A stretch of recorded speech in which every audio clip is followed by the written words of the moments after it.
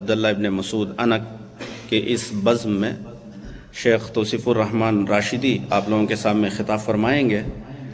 شیخ کے تعارف کے تعلق سے معروف ہیں اور محاضرات اور منطقہ شرقیہ میں آپ کے دروس و محاضرات ہوئے ہیں، ہر کوئی آپ کو جانتا ہے اور آپ کے دروس اور آپ کی سیڈیز اور آپ کے بیانات سے مستفید ہو رہے ہیں۔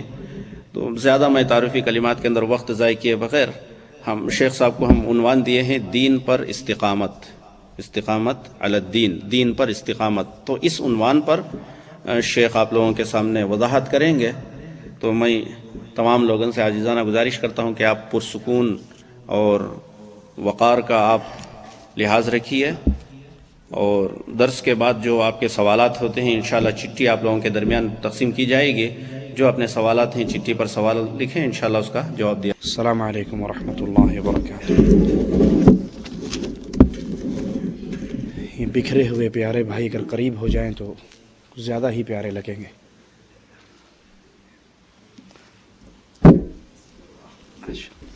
جو بوڑھے ہیں وہ دیواروں سے ٹیک لگا لیں، لیکن کو ابھی جوان ہونے کا کوئی تھوڑا سا بھی شک ہے تو وہ آگے ہو جائیں۔ جن بھائیوں کے جوال آن ہیں وہ اپنے جوال کو آف کر لیں۔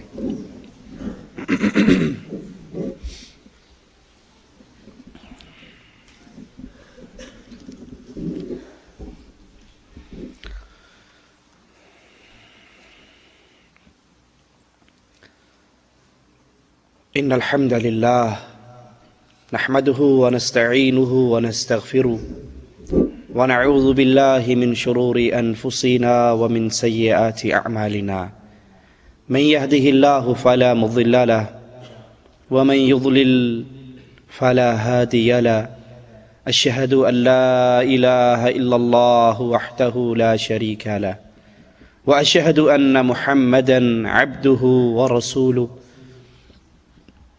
اما بعد اعوذ باللہ من الشیطان الرجیم بسم اللہ الرحمن الرحیم ان الذین قالوا ربنا اللہ ان الذین قالوا ربنا اللہ ثم استقاموا تتنزل علیہم الملائکة الا تخافوا ولا تحزنوا وأبشروا بالجنة التي كنتم توعدون نحن أولياؤكم في الحياة الدنيا وفي الآخرة ولكم فيها ما تشتهي أنفسكم ولكم فيها ما تدعون نزلا من غفور رحيم۔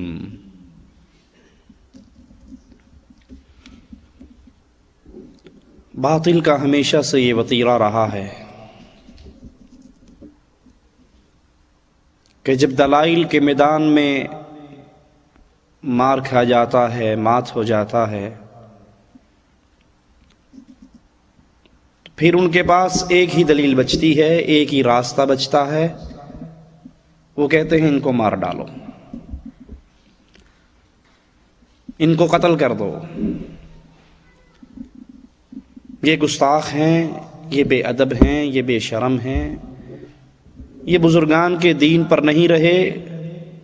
باطل دلائل کے سامنے لاجواب ہونے کے بعد ظلم و ستم کے پہاڑوں کو توڑتا ہے۔ جس طرح اہل باطل ہر دور کے اندر، آج نہیں، ہر دور کے اندر دلائل کی دنیا میں ہارنے کے بعد ظلم و ستم کی طرف بڑھتے ہیں، اہل ایمان کا وتیرہ رہا ہے کہ وہ اللہ کی دعوت دیتے ہیں، اس کے دلائل بیان کرتے ہیں، اور پھر جب کفار ظلم و ستم کے چکی کو چلاتے ہیں، اہل ایمان استقامت کا پہاڑ بن جاتے ہیں۔ اہل ایمان زبان حال سے کہتے ہیں جو تمہارے جی میں آتا ہے کر گزرو، جو تم کر سکتے ہو کر لو، تم ہماری دنیا کی زندگی کو برباد کرو گے، یہ نہیں سمجھتے کہ یہ ختم ہوتے ہی ہم ہمیشہ کے آرام میں چلے جائیں گے۔ جادوگر موسیٰ علیہ السلام کے مقابلے پر آتے ہیں اور آتے ہوئے جادوگری ہی سمجھتے ہیں. بادشاہ وقت سے کہتے ہیں اگر ہم جیت گئے تو ہمارے لیے کوئی انعام بھی ہے. لیکن جب دلائل و برہان سے پہچان جانتے ہیں کہ یہ جادوگری نہیں ہے، یہ تو اللہ کا بھیجا ہوا نبی ہے، ایمان لے آتے ہیں.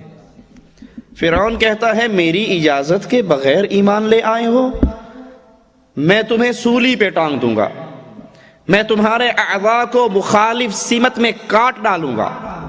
وہ کہتے ہیں جو جی کرتا ہے کر لے، تو دنیا کی ہی زندگی کو ختم کرے گا. ارے بھلے آدمی، تو نہیں پہچانتا اہل ایمان کی جب دنیا کی زندگی ختم ہوتی ہے انہیں ہمیشہ کی آخرت میں اللہ کی نعمتوں سے بھری ہوئی زندگی مل جاتی ہے. ابراہیم علیہ السلام جس کی سیرت پہ چلنے کا اللہ اہل ایمان کو حکم دیتا ہے، اپنے آخری نبی اور اس کے ساتھیوں کے لیے اسوہ حسنہ بناتا ہے، وہ اپنے باپ کے سامنے اللہ کی وحدانیت کے دلائل کو رکھتے ہیں. باپ سے کہتے ہیں بابا تم ان کو پوچھتے ہو جن کو اپنے ہاتھوں سے تم نے تراشا ہوتا ہے. بابا یہ پتھر کی مورتیاں الہ نہیں ہو سکتی.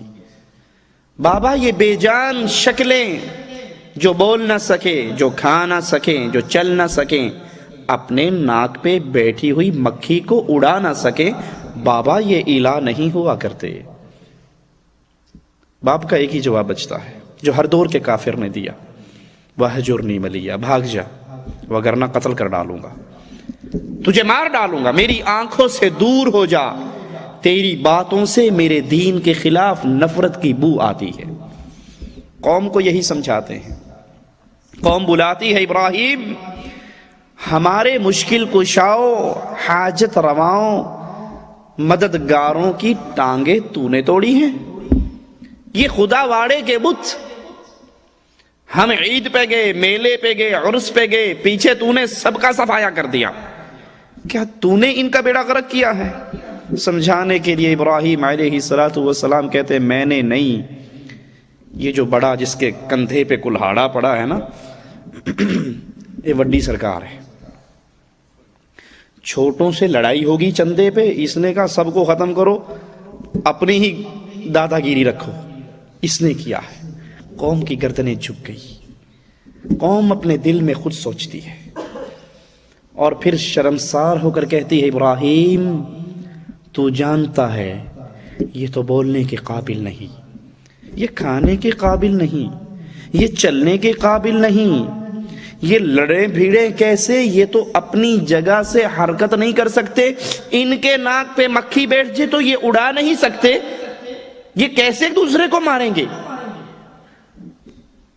داعی توحید کو دعوت کے لیے موقع ملتا ہے، کہتے ہیں تف ہے تمہاری زندگی پر، افسوس ہے تمہاری سوچ پر. ان کو پوچھتے ہو، ان کو داتا اور غوث اعظم کا لقب دیتے ہو، ان کو تم نے اپنا بری سرکار بنا رکھا ہے، جو کھا نہیں سکتے، پی نہیں سکتے، بول نہیں سکتے، چل نہیں سکتے، اپنے نفع نقصان کے مالک نہیں ہیں، تمہارا کیا بھلا کریں گے. بادشاہ کی عدالت میں کیس چلتا ہے، جواب ایک ہی ملتا ہے، حرقوہ، جلا ڈالو اس کو آگ کے حوالے کر دو، اس کو جلا دو، یہ ہمارے بزرگوں کے دین کا دشمن ہے.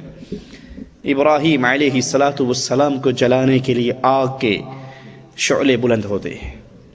قوم ابراہیم علیہ السلام کو آگ میں ڈالتی ہے. حدیث میں آتا ہے ابراہیم گر رہے ہیں، نیچے آگ ہے، پیچھے دشمن اور قوم ہے. جبرائیل علیہ السلام آتے ہیں. اہل ایمان، اہل کفر اور اہل ایمان دونوں کا مقابلہ ہو رہا. اہل کفر باطل ہمیشہ دلائل کے میدان میں ہارنے کے بعد لڑنے بھڑنے مارنے مرنے پر آ جاتا ہے، وہ لاجواب ہو جاتا ہے، تو پھر ظلم و ستم کے پہاڑ توڑتا ہے. اور اہل ایمان